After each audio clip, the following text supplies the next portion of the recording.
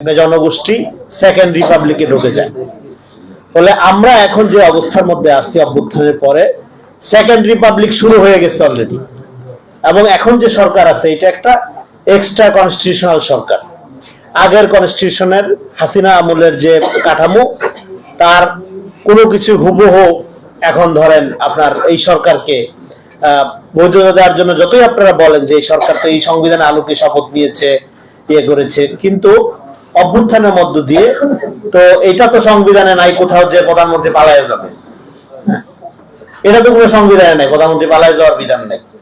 ফলে ঠিক পুরানা সাংবিধানিক কাঠামোর যে আলাপটা, সেই আলাপটা আমার মনে হয় যে আমাদের একটু চিন্তা করতে হবে যে অভ্যুত্থানের পরে বেসিক্যালি বাংলাদেশে যেটাকে বলে সেকেন্ড রিপাবলিক সেটা শুরু হয়ে গেছে। সেটা আমরা অনুধাবন করতে না পারলে সেটা হবে আমাদের জন্য দুঃখজনক।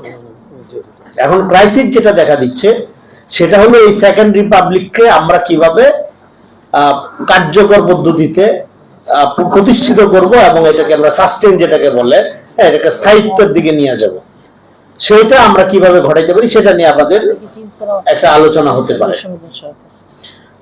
আমাদের যেটা দরকার সেটা হলো এই যে অভ্যুত্থানের স্পিড সেটাকে আমাদের ভালোভাবে বুঝতে পারা।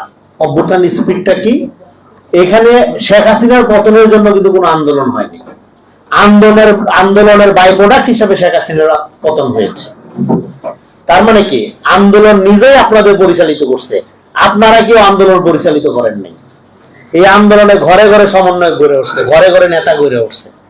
ফলে এই যে অর্গানিক ক্যাপাসিটি আন্দোলনের, এই আন্দোলন ইটসেলফ একটা সাবজেক্ট, এই আন্দোলন ইটসেলফ একটা কর্তা। আপনি আমি নেতৃত্ব দেইনি, আন্দোলন আমাদেরকে নেতৃত্ব দিয়েছে, লিড দিয়েছে। এই জায়গা থেকে যদি আপনি দেখেন তাহলে এবার অভ্যুত্থানের যে ঘোষণাপত্র প্রিয়াম্বল যেটা আমরা বলি সেটা নিয়ে তো এই যে সেমিনার করতে হচ্ছে, এটাই দুঃখজনক। অভ্যুত্থান তো হয়ে গেছে এবং জেনজি কোন ধরনের দেশ দেখতে চায় না, ক্যাডার ভিত্তিক রাজনীতি, একটা দলের সম্পত্তিতে পরিণত হবে রাষ্ট্র, এই ধরনের ব্যবস্থা দেখতে চায় না, তার বিরুদ্ধে রায় দিয়ে দিছে। সে জীবন দিয়ে এই অবস্থা ক্রিয়েট করেছে। তো ক্রিয়েট করার মধ্য দিয়ে যেটা বললাম যে সেকেন্ড রিপাবলিকে আমরা প্রবেশ করে গিয়েছি অলরেডি। তো সেকেন্ড রিপাবলিকে প্রবেশ করে যাওয়ার পরে এখন একটা ঘোষণাপত্র নিয়ে যে আলোচনা করতে হচ্ছে সেটা কি রাজনৈতিক ভাবে যে আমাদের মূর্খতা, কালেকটিভ মূর্খতা, তার প্রমাণ না? আপনি তো সেকেন্ড রিপাবলিকে প্রবেশ করে গেছেন অলরেডি। আপনার 54 বছরের যে প্যারাডাইম সেটা শিফট হয়ে গেছে 5 তারিখের পরে। তাহলে 5 তারিখের আগের বাংলাদেশ আর পরের বাংলাদেশ এক বাংলাদেশ কোনোদিনও হবে না। এবার 5 তারিখের পরের বাংলাদেশ, এই যে আন্দোলন ইটসেলফ একটা কর্তা, এইটাকে আপনি কন্টেইন করেন, এটাকে আপনি ধারণ করেন। কিভাবে ধারণ করবেন? এটা হেগেলিয়ানসের যে স্পিরিটটা, এই আন্দোলনের যে স্পিরিটটা, আন্দোলনের ব্যাপারে, ভূমিকার ব্যাপারে অনেকের অনেক রকম বক্তব্য থাকবে, নানা রকম অ্যাঙ্গেল থাকবে, এর মধ্যে ভিন্ন মত থাকবে, কোনো সমস্যা নেই। কিন্তু একটা জাতিগত ঐক্যের জায়গা তো আছে আমাদের। আমরা তো আমাদের শত্রুর ব্যাপারে একটা ঐক্যবদ্ধ অবস্থায় গিয়ে যার যার রাজনৈতিক ভিন্নতা সত্ত্বেও আমরা একটা গণ অভ্যুত্থান সংগঠিত করেছি। ফলে এখানে অলরেডি তো একটা রাজনৈতিক সেটেলমেন্ট কায়েম হয়ে গেছে। সেটা এখন আপনারা পাওয়ার স্ট্রাগলের কারণে যে যার মতো করে একজন আরেকজনের কে কত বড় সাদাবাজ, কে কত দখলবাজ, এগুলোর প্রতিযোগিতা শুরু করছে। তো এই যে আপনার অভ্যুত্থানের যে কালেকটিভ স্পিরিট, অভ্যুত্থানের সেলফ একটা কর্তা, এটাকে ধারণ করে আপনি যে ঘোষণাপত্রটা দিবেন, যে প্রিয়াম্বলটা দিবেন, সেটা কোনো দলীয় ঘোষণাপত্র হইলে হবে না। এই ঘোষণাপত্র নিয়ে সংকটটা কিভাবে তৈরি হয়েছে? এই ঘোষণাপত্রের আলাপটা যখন উঠলো তখন এখানে ক্রাইসিসটা কি হইল? ক্রাইসিসটা হলো জুলাই অভ্যুত্থানের ব্যাপারে 71-এর মতো একটা মনোবলি শুরু হইল।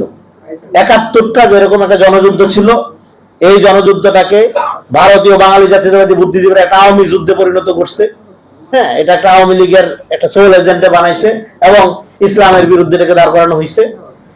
একইভাবে এখানে জুলাইকে একটা মনোবলি করার চেষ্টা করা হচ্ছিল, যার ফলে জুলাইয়ের এই যে নির্দলীয় কর্তাসত্তা বা সর্বদলীয় কর্তাসত্তা, এটার ব্যাপারে আমাদের কনফিডেন্স বা আত্মবিশ্বাস বিশ্বাস সেটা ঘাটতি তৈরি হচ্ছিল।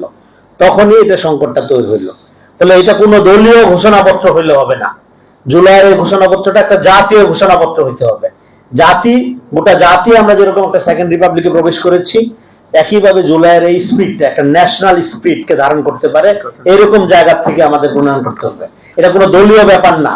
হ্যাঁ, এটা বিএনপি, জামাত, এনসিপি বা অন্যান্য দলের ব্যাপার না, এটা আমাদের জাতীয় ইউনিটি এবং আমাদের যে সেকেন্ড রিপাবলিক যেটা বললাম, এটা অলরেডি কায়েম হয়ে গেছে। আপনারা বুঝতে পারেন বা না পারেন, অভ্যুত্থানের মধ্যে দিয়ে আমরা সেকেন্ড রিপাবলিকে ঢুকে গেছি।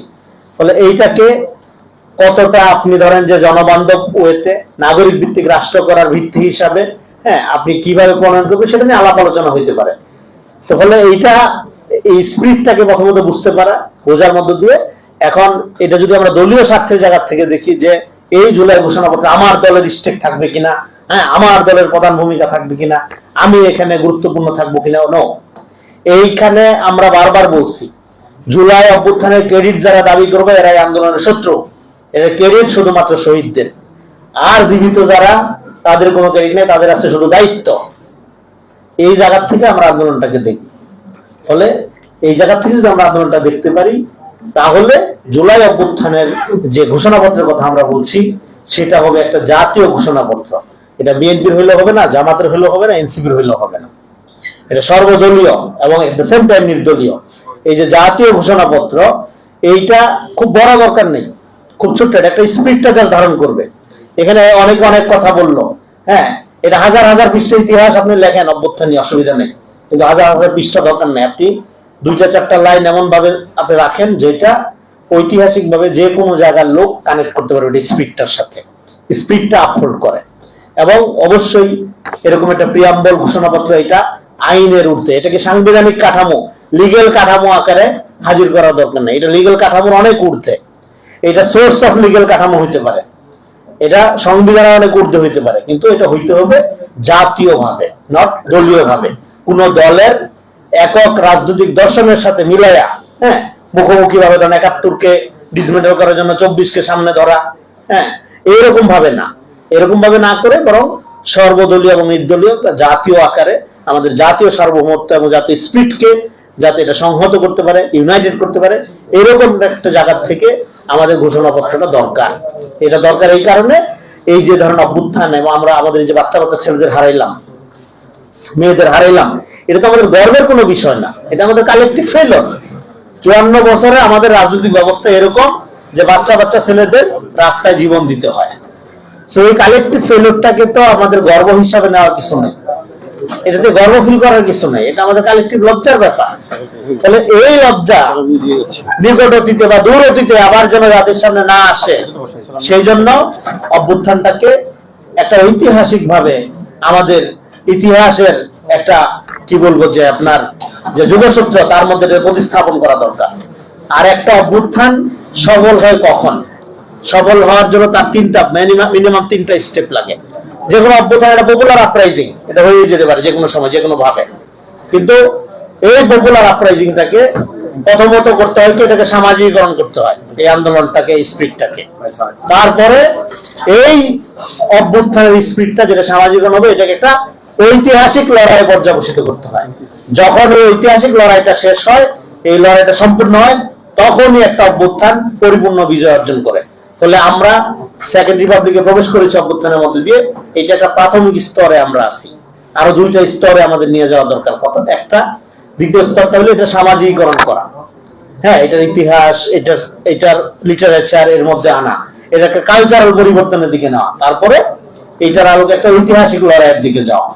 তখন যখন এই ঐতিহাসিক লড়াইটা আমরা সম্পন্ন করতে পারবো, তখন আপনি বলতে পারবেন এই অভ্যুত্থান সফল হয়েছে। সো আমাদের এই ঘোষণাপত্রের জন্য যে আমাদের এই যে দাবি, এটা আমরা অনেকদিন যাবত আমরা বলতেছি, আমি পার্সোনালি আমি লিখছি বাংলা ইংরেজিতে, হ্যাঁ, আমি মনে করি খুবই দ্রুত, এবং যে জুলাই মাস সামনে আসতেছে, এটা সর্বদলীয় ভাবে সিদ্ধান্ত নিয়ে রাষ্ট্র যেহেতু দায়িত্ব নিয়েছে, হ্যাঁ, এবং দ্রুত এইবারই এই ঘোষণাপত্র কার্যকর করা, এটা খুব বড় লিগ্যাল ডকুমেন্ট আকারে না দেখে এটাকে জাতির স্পিরিটটা, অভ্যুত্থানের স্পিরিটটাকে ধারণ করা যায়, ইমপার্সোনাল, না পার্সোনাল কোনো ক্যারেবিলিটির ব্যাপার না এখানে, হ্যাঁ, ওই এক ব্যক্তির আঙ্গুলের সবুজ ওই টাইপের কিছু না, এটা কালেকটিভ স্পিরিটকে ধারণ করে এরকম একটা জায়গা থেকে আমাদের এই, হ্যাঁ, জুলাই সনদ বলেন বা জুলাই প্রিয়াম্বল বলেন বা ঘোষণাপত্র যাই বলেন, এটাকে আমরা যেন করতে পারি দ্রুতই। সেক্ষেত্রে সবার যার যার জায়গা থেকে সবার সহযোগিতা, হ্যাঁ, এবং এটা সফলতা কামনা করে আমি আমার আলোচনা শেষ করছি। আসসালামু আলাইকুম।